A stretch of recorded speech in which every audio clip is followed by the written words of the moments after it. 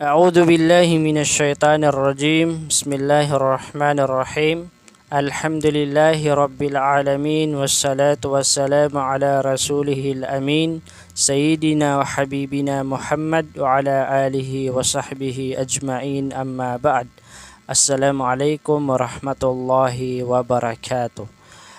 Mga minamahal na kapatid sa pananampalatayang Islam, ang lahat ng papuri at pasasalamat ay nauuko lamang kay Allah, ang Panginoon ng lahat ng mga nilikha. Naway ang pagpapala at kapayapaan ay mapasa Propeta Muhammad sallallahu alaihi wasallam. Ang ating tatalakayin sa oras na ito ay saan natin kukunin ang ating mga pinaniniwalaan, mga kapatid sa pananampalatayang Islam. Ito po ay napaka-importante o napaka-halaga bilang isang Muslim na malaman natin, maintindihan natin kung saan natin kukunin ang ating mga pinaniniwalaan para hindi tayo maligaw, mga kapatid sa pananampalatayang Islam. Para hindi tayo maligaw. At napaka-importante na pag-aralan natin, pag-aralan natin kung saan natin kukunin ang ating mga pinaniniwalaan, dahil napakaraming mga tao na sila ay naliligaw sa kanilang pinaniniwalaan dahil hindi nila pinag-aralan o pinabayaan nila na hindi nila pag-aralan ang kanilang kung saan nila kukunin ang kanilang pinaniniwalaan, mga kapatid sa pananampalatayang Islam. So bilang isang Muslim mananampalataya ay kukunin natin ang ating pinaniniwalaan. Ito ay mula sa Quran at sa sunnah ng sugo ng Allah sallallahu alaihi wasallam na si Propeta Muhammad sallallahu alaihi wasallam, na hindi nagsasalita ng ayon sa sarili niyang kagustuhan.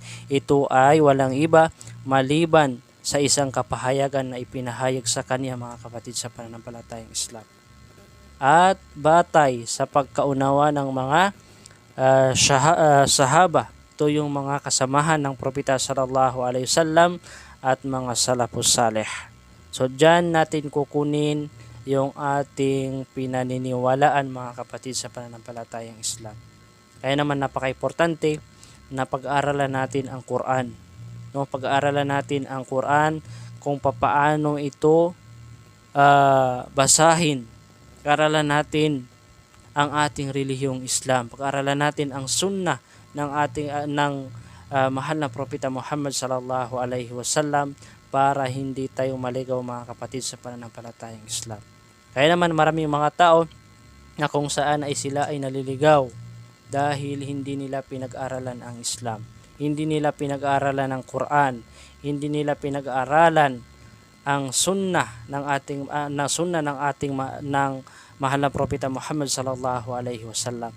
Kaya narapat lamang na ito ay obligado sa lahat ng mga Muslim, lahat ng mananiniwala sa Allah subhanahu wa ta'ala na ang kanyang relihiyon ay relihiyong Islam, na pag-aaralan natin ang Quran, pag-aaralan natin ang sunnah ng mahal na Propeta Muhammad sallallahu alaihi wasallam, para hindi tayo maligaw at maunawaan natin, maintindihan natin kung saan natin kukunin ang ating mga pinaniniwalaan, mga kapatid sa pananampalatayang Islam.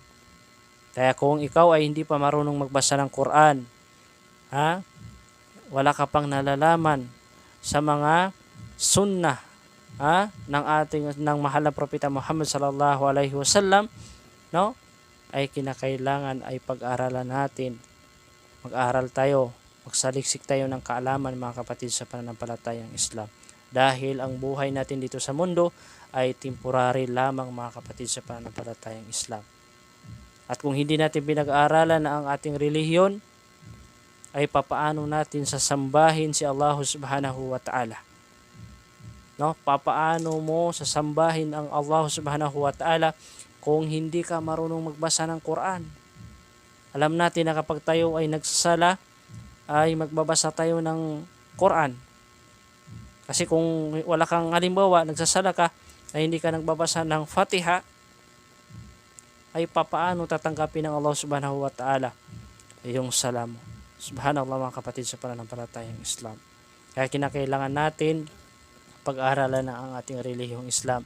Pag-aralan natin ang Quran, mga kapatid, sa pananampalatayang Islam.